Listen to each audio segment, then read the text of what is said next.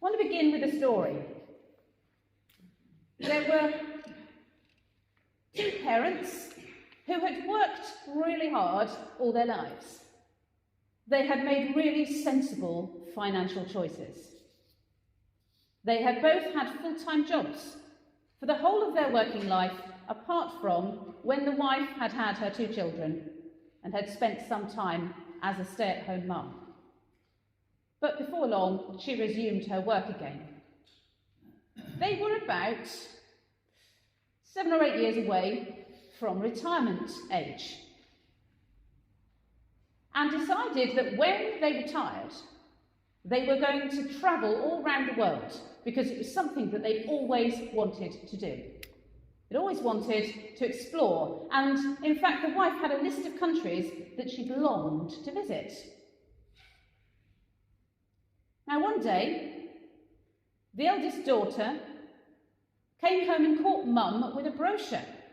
Said, "Oh Mum, what's that?" "Oh, nothing, I'm just having a look." And she put the brochure in the bin. And the eldest daughter sneaked over and had a look at this brochure in the bin and called her younger sister. And the two children sat their parents down and said, "We know you've always longed to travel. We know you've always wanted to do this. What's stopping you doing it now?"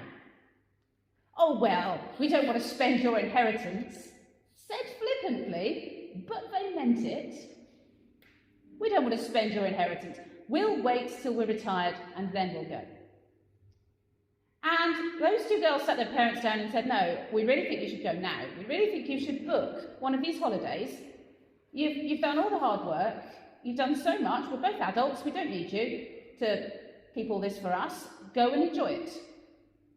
And they persisted until eventually the parents booked a holiday, and then another one, and then another, and then another. And over the course of the next several years, they travelled to the destinations on that list. And they came back full of stories and photographs and memories. And then, just after she retired from work, the wife died. Now, that lady was my mother, and the gentleman was my father. Some of you knew my mother, Christine from the surgery, who worked hard all her life and had always dreamed of travel. Now, that question, why not do it now, is a powerful question. We have a human tendency to store up things and wait. And it's not wrong. It's not wrong to save up first and then buy something rather than getting into debt. It's not wrong to work hard all your life. It's not wrong to want to leave an inheritance for those you love. But if it gets in the way of you living life, and if it leaves you with regret, then it's not so great. There is one part of us that is eternal, and that is our soul. And it's very interesting. I don't know if you've noticed, all the times you've heard that reading about the farmer and the barns, have you ever noticed that he's having a conversation with his own soul? Have you ever noticed that? Ever had a conversation with your soul? So he's having a conversation with his soul. And I will say to my soul, "Soul, you have ample goods laid up for many years. Relax, eat, drink, be merry." But God says, "You fool, this very night your life is being demanded of you. And those things you've prepared, whose will they be?" So it is with those who store up treasures for themselves, but are not rich towards God.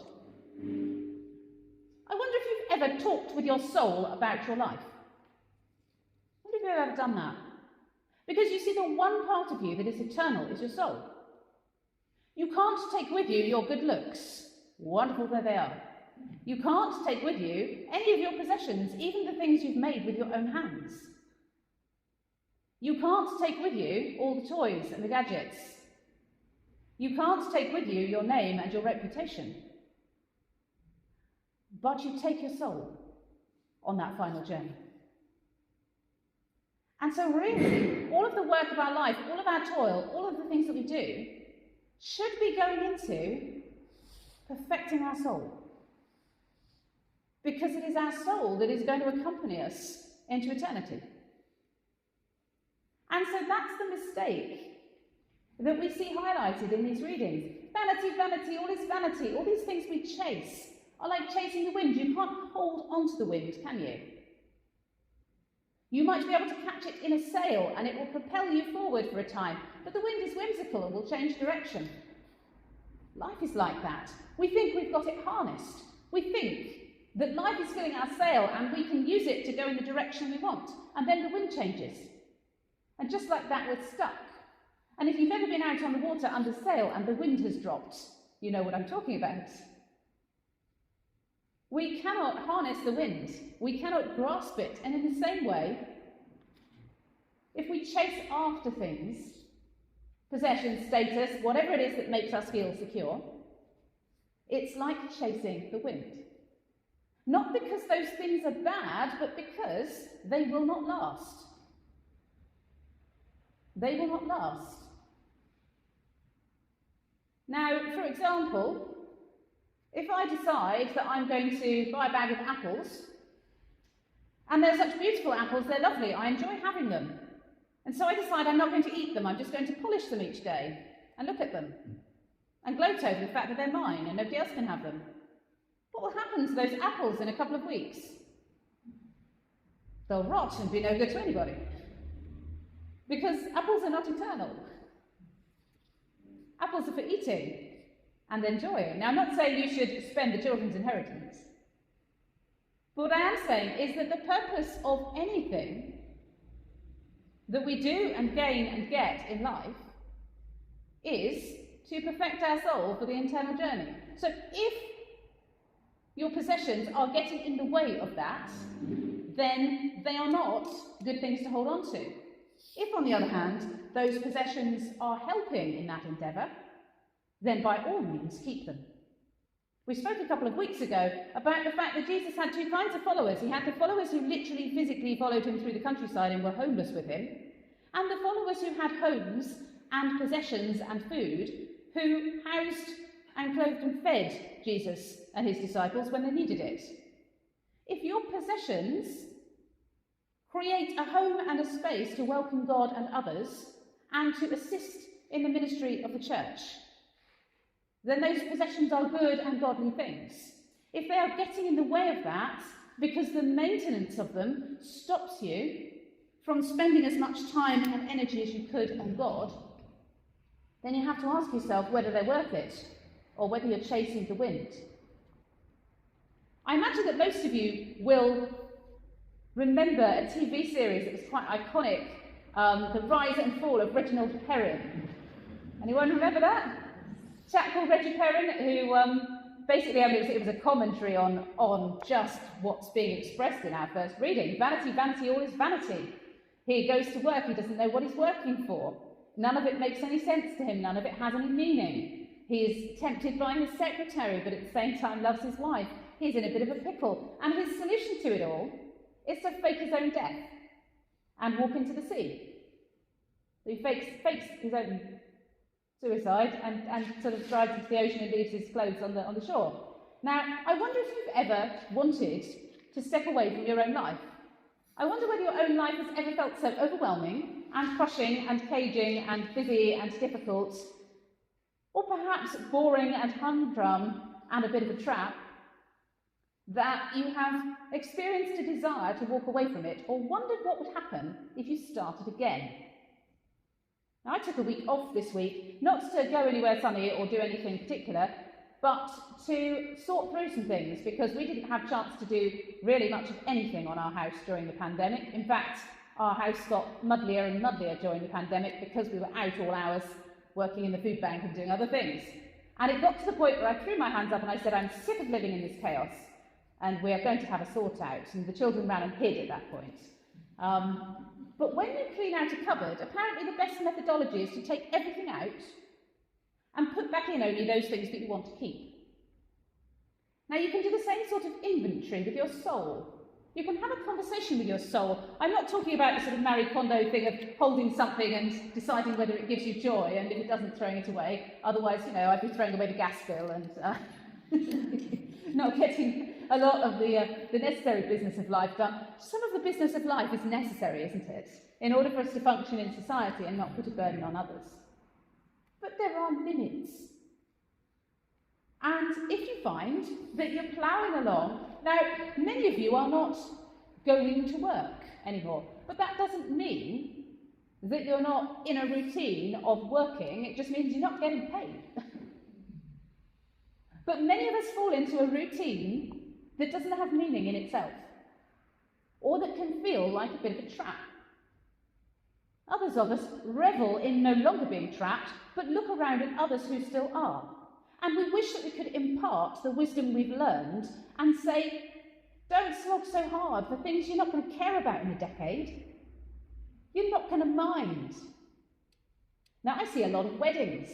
And one of the fascinating things about weddings is how attentive brides and grooms can be to all the details, all the tiny, minute details of planning a wedding. Oh, we want this particular type of serviette because it matches the tablecloth, and you spent hours comparing colours.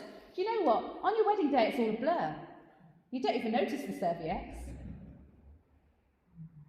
Because it all whirls past in a whirlwind. And actually, the bits you remember 10, 20 years, 30 years, 40 years, or in the case of my in-laws, 60 years from the time you get married, is probably not going to be the napkins and whether the flowers matched.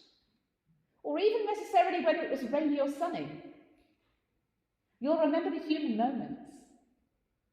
And yet we focus so much, don't we, on getting the small things right.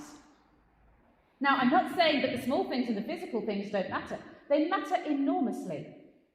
How often are our hearts uplifted because of a beautiful display of flowers that Linda or somebody else has put together at the front of church? It lifts the heart to see them.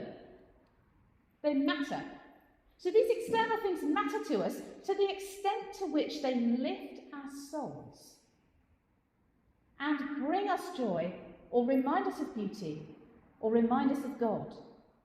The things around us, dressing in attractive clothing, enjoying a delicious meal, having a holiday, looking at beautifully arranged flowers, listening to music. These things can lift and fill our souls.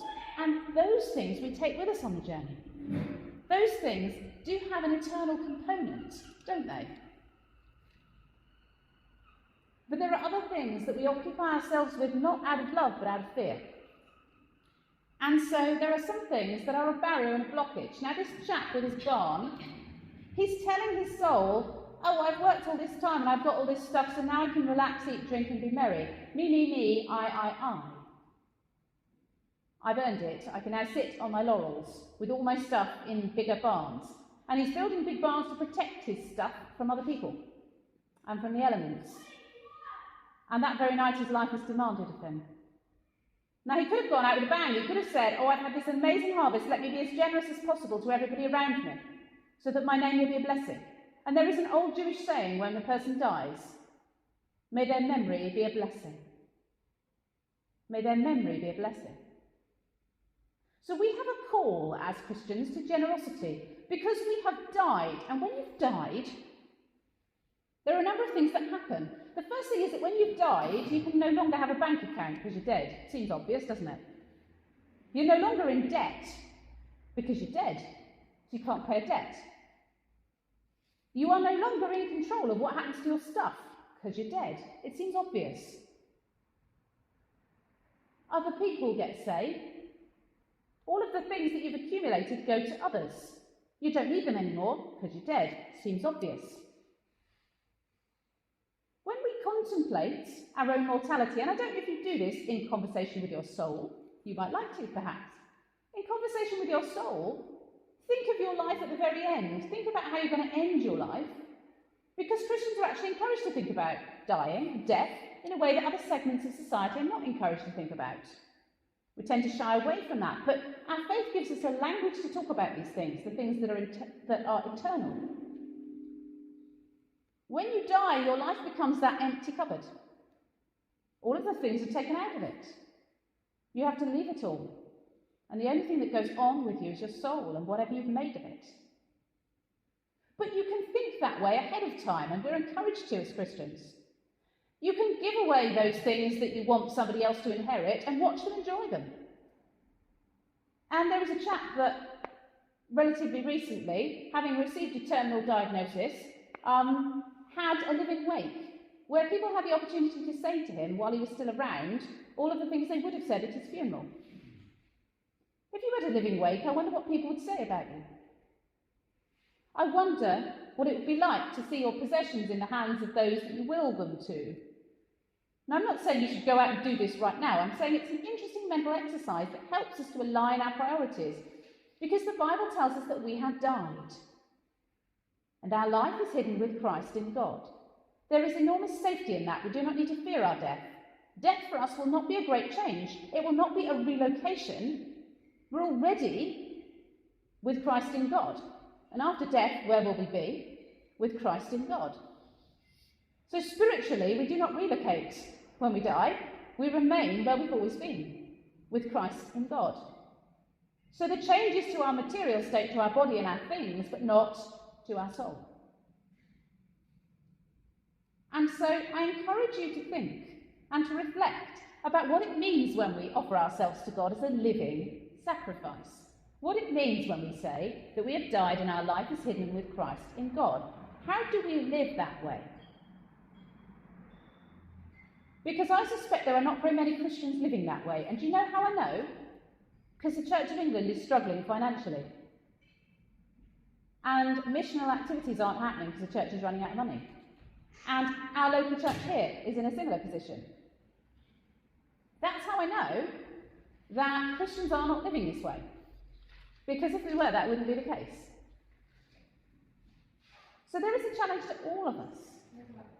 Are our possessions perfecting our soul and the souls of others for the journey that we are called to make into eternity? Or are they getting in the way of that journey? Or are they just sitting there as dead weight, doing nothing? Let's face it, we're not getting a vast amount in the way of interest rates at the moment. But what about the spiritual interest rates on our money? What are they? Are you getting enough of a spiritual interest rate on your money? Well, it depends what you're doing with it, doesn't it? Depends what you're doing with it. So I challenge you to think of your life like that empty cupboard. Don't think, what am I going to throw out? Think about, what am I going to keep? Because anything else is peripheral and might be clutter getting in the way of you living and moving in the love of God and loving one another. Amen.